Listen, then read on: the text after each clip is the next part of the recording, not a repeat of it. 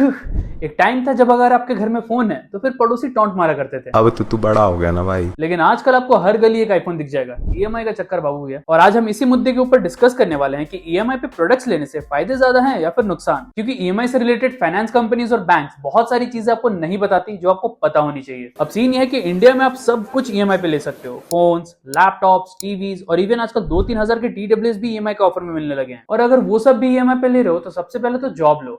शुरू करें। So the first झूठ इज नो कॉस्ट ईएमआई। मेरे मुंह से सुन लो, नो कॉस्ट ईएमआई जैसा कुछ भी नहीं होता है। और अगर तुम ये सोच रहे हो कि इसमें इंटरेस्ट नहीं देना पड़ेगा, भ्रम में जी रहे हो तुम। क्योंकि बैंक्स फ्री में पैसा नहीं देती। उनका धंधा ही इस बात पे टिका हुआ है कि कैसे ज्यादा से ज्यादा इंटरेस्ट वसूला जाए। आई एम श्योर कोई बैंक वाला भी ये वीडियो जरूर देख रहा होगा। कमेंट्स में बताना मैं सही बोल रहा हूँ या गलत। मैं नहीं बताऊंगा। एग्जाम्पल के लिए आप Amazon पे कुछ भी सर्च करो। जैसे इंडिया में लोग सबसे ज्यादा कौन सा आईफोन खरीदते हैं? 1 साल पहले वाला। नए वाले पर डिस्काउंट थोड़ी ना मिलता है। So let's search iPhone 16 on Amazon and इस पे आपको बहुत सारे कंपनीज की तरफ से नो कॉस्ट ईएमआई मिलता है। बट सब पे आपको कुछ ना कुछ प्रोसेसिंग फीस पे करनी पड़ेगी। सिर्फ बजाज फिंसर्व भी एक ऐसी कंपनी है जहां पे कोई भी प्रोसेसिंग फीस मेंशन नहीं है। बट सिर्फ बजाज फिंसर्व भी एक ऐसी कंपनी जिसका कार्ड बनवाने के लिए आपको पैसे पे करने पड़ते हैं। बाकी सारी क्रेडिट कार्ड कंपनीज तो फ्री में घर पहुंचा देगी। ऑल्सो अगर आप ऑफलाइन में भी कोई प्रोडक्ट परचेस कर रहे हो तो वहां पे भी फाइनेंस वाला बंदा, इवन वो बजाज कार्ड वाला भी, बिना प्रोसेसिंग फीस और जीएसटी के काम शुरू भी नहीं करेंगे। इसका मतलब समझे दया, कट रहा है तुम्हारा बहुत बड़ा वाला। The second scam is discount. अब किसी भी प्रोडक्ट पे डिस्काउंट तो होते ही है ना? गलत। क्योंकि अगर आप ईएमआई पे कोई भी प्रोडक्ट परचेस कर रहे हो तो कोई भी डिस्काउंट या ऑफर नहीं मिलने वाला है। इनफैक्ट आप प्रोडक्ट की एक्चुअल प्राइस से थोड़े बहुत ज्यादा ही पैसे पे करोगे। बचपन में मैथ्स पढ़ा है? नहीं? तब तो और अच्छे से समझोगे। जैसे अगर आप डायरेक्ट परचेस करोगे तो किसी ना किसी पेमेंट पे तो आपको डिस्काउंट मिलेगा ही मिलेगा। एंड आई थिंक 90% लोगों का पेमेंट मेथड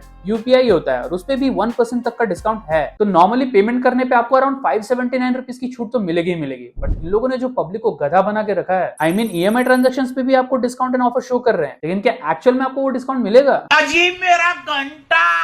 क्योंकि भाई इस पे भी आपको प्रोसेसिंग फीस और जीएसटी देनी पड़ेगी जो कि डिस्काउंट से ज्यादा ही होगा। ऊपर से साफ साफ लिखा हुआ है कि ईएमआई पे कोई भी ऑफर नहीं मिलने वाला। और ऑनलाइन पे तो चलो फिर भी ठीक है, एक बार ऑफलाइन में लेके दिखाना जरा, तंग हो जाओगे।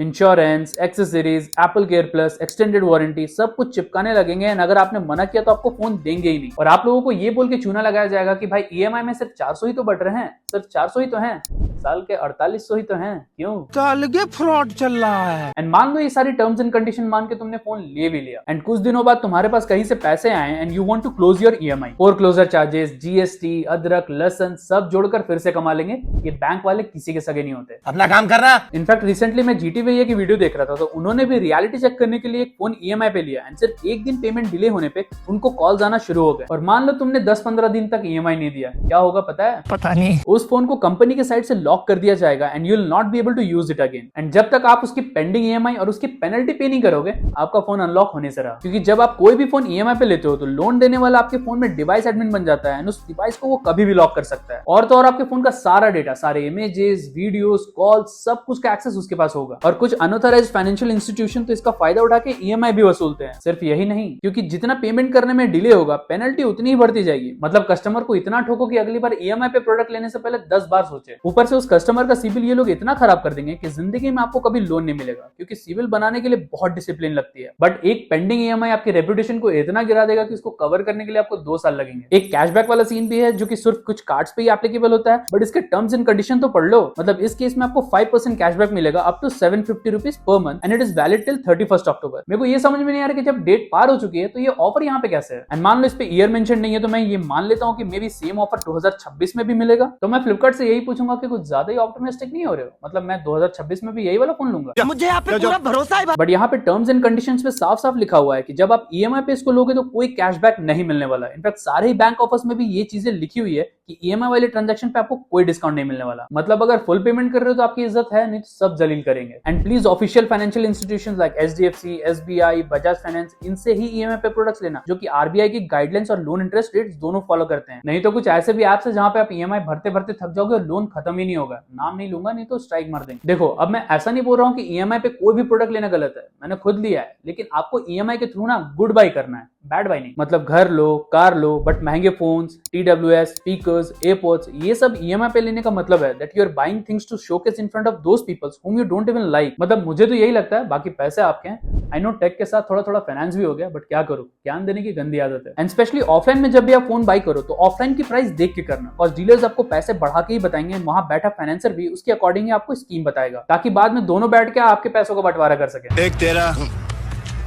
एक मेरा। जनरली मैं इन सब टॉपिक्स के ऊपर वीडियोस नहीं बनाता हूं, लेकिन सब अनबॉक्सिंग ही करेंगे तो लोगों का दिमाग कौन अनबॉक्स करेगा। और डिटेल में चीजें पता करनी है तो जीटी भैया ने एकदम रियल लाइफ एग्जांपल के साथ वीडियो बनाई है, जाके देख लेना। अच्छी चीजें प्रमोट करने में शर्म कैसी। एंड अगली बार ईएमआई पे कोई सा भी प्रोडक्ट लेने से पहले इन सारी चीजों का ध्यान रखना, नहीं तो बाद में रोते रहोगे। मुझे कैसे भी करके निकाल मेरे भाई, मैं फंस गया हूँ यहाँ। बाकी कोई भी डाउट या कंफ्यूजन हो तो कमेंट सेक्शन जिंदाबाद। हमारी ज्ञानी गैंग बहुत बड़ी है, कोई ना कोई तो रिप्लाई कर ही देगा। लेकिन उससे पहले लेफ्ट वाली वीडियो जरूर देखना अगर सस्ते लैपटॉप में इंटरेस्टेड हो तो, नहीं तो राइट वाली वीडियो से आपको पता चलेगा कि नथिंग ब्रांड पे भरोसा किया जा सकता है फिर नहीं। और मैं मिलता हूं आपसे अगली वीडियो में, तब तक के लिए अस्ताला विस्ता।